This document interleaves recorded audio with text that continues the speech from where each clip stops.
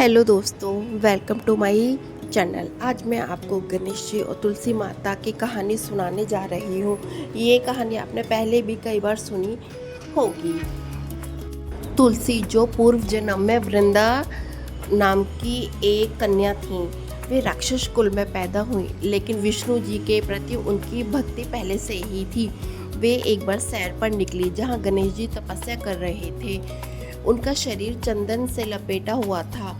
उनके मनमोहक रूप को देखकर वृंदा के मन में शादी करने की इच्छा हुई और उन्होंने गणेश जी से कहा कि मैं आपसे विवाह करना चाहती हूँ।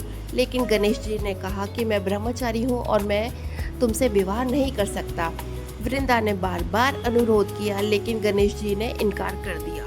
गणेश जी के इनकार करने के वजह से वृंदा बहुत क्रोधित हो गई और उन्होंने गणेश जी को श्राप दे दिया कि तुम्हारा एक नहीं दो विवाह होंगे।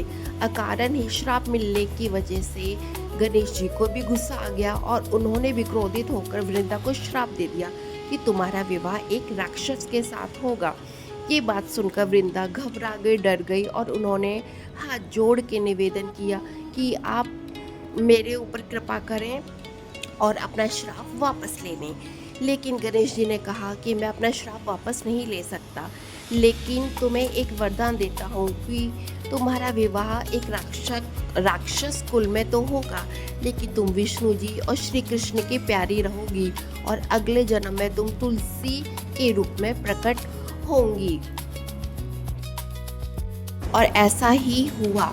गणेश जी के श्राप के कारण ही वृंदा अगले जन्म में तुलसी के रूप में प्रकट हुई और तुलसी जी के श्राप के कारण ही गणेश जी के दो विवाह हुए, रिद्धि और सिद्धि। आई होप कि आपको मेरा वीडियो पसंद आया होगा। प्लीज़ सपोर्ट कीजिए।